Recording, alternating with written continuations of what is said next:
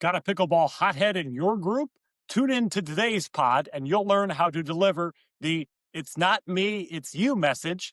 And maybe that person will be a little less red in the face. All right. This one came in from a listener named Sad Panda at Rec Play. Dear Aaron, I play with a gentleman who is talented, but creates a horrid pickleball rec experience for everyone.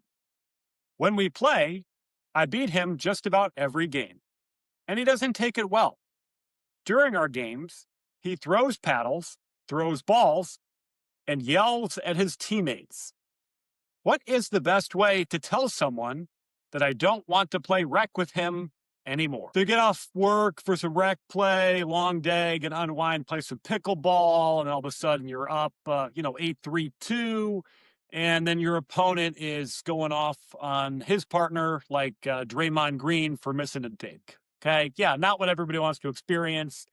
When you're trying to have some fun, stay in shape, play some pickle. So we can relate, to this a little bit because all of us have probably been frustrated in pickleball. I know I'm a kind of a chill person, but I've thrown a paddle a couple times. I've kicked a ball or two, set a few doggonnets, but pickleball has that way of just being very frustrating. So you get a competitive person with a bit of a temper combined with pickleball, it can be a very interesting concoction. So obviously there are isolated incidents of frustration and temper for all of us during pickleball, but there's that kind of person that kind of blows up every time you play with them.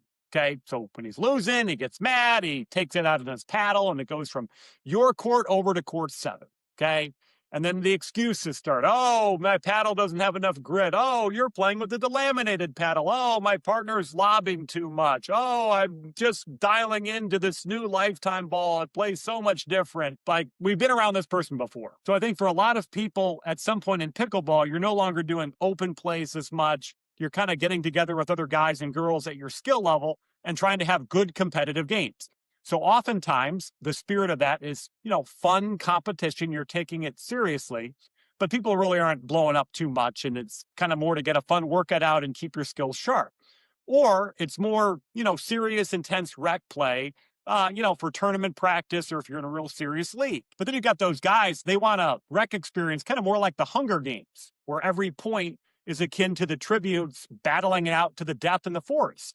And, Katniss Everdeen is playing mixed doubles with Hothead guy, and she might be great with a bow and arrow, but, she misses a couple of thirds and, he's just screaming at her. But again, to sympathize a little bit with the Hotheads on this point alone, a lot of these people, they're training for tournaments. They want to make it to 5-0 or pro or whatever their goal is. And their frame of reference is the sport they did previous to pickleball. Okay. So I know tennis, there's kind of a lot of, temper sometimes, a very frustrating game. I was a basketball player. I can tell you, I played a lot of pickup basketball in my 20s and 30s and all kinds of places in Kansas City. And trust me, there were sometimes two guys got into it so much the cops were called. Okay. So sports can kind of be like that. But I like to think in pickleball, we don't want to deal with. So my first couple of years of playing, I kind of was doing a lot of super intense games because I was training for tournaments. But, now that I'm working, 10, 12 hours a day, when I go out and play pickleball a couple times a week, I just want to have some good fun. So I'm picking players more on vibes than victory, if that makes sense. And to you hotheads out there, pickleball is a 2-on-2 sport. Okay. So if you kind of make it miserable for everybody, at some point your tournament practice is not going to be rec games. It's going to be doing wall drills, and you don't want that. Wall drills are very, very boring to do. But one way you can level up is hire my friend, DJ Howard, to be a pickleball coach or run a clinic. He is in my pickleball planter spotlight today. He was very generous to my nonprofit by giving paddles. Also, he donated his time and went to the Philippines to teach underprivileged kids pickleball. DJ Howard, wonderful guy. He's on the internet. He's on social media. You can look him up. He will do good things for your game, and he's done good things for my nonprofit.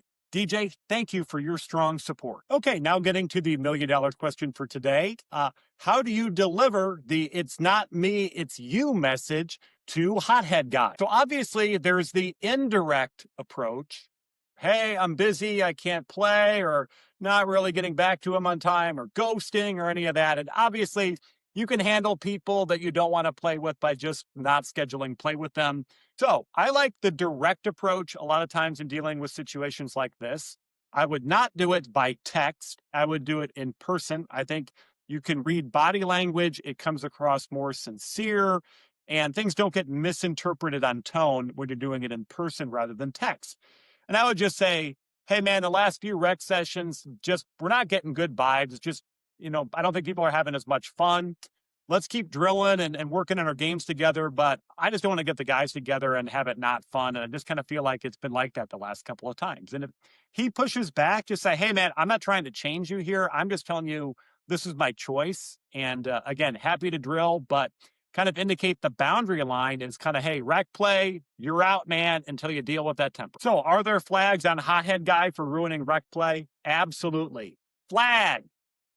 15-yard penalty. That means he's got to stay 15 yards away from all paddles and balls because God knows he's going to break one when his partner misses the serve. Okay, so he's disqualified for rec play a while, and he can do some wall drills where only the wall will have to deal with. So said Panda, whoever you are, wherever you are, I'm really sorry that your rec play is not joyful and fun, and I hope you get a much better experience and no longer have rec sessions that feel like Navy SEAL training. And to all you hotheads out there, the next time you're tempted to throw a paddle in the parking lot or blow up at your partner for missing a block, just remember this. In the history of pickleball since 1965, there is not one reported case of anybody dying for losing a rec game. If you found this podcast beneficial in any way, please like and subscribe to this channel. I won't get mad at you if you don't, but it would help my channel a great deal if you did that.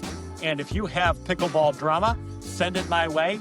AskAaronPB@gmail.com. Thank you so much for listening. We'll catch you on the next pod.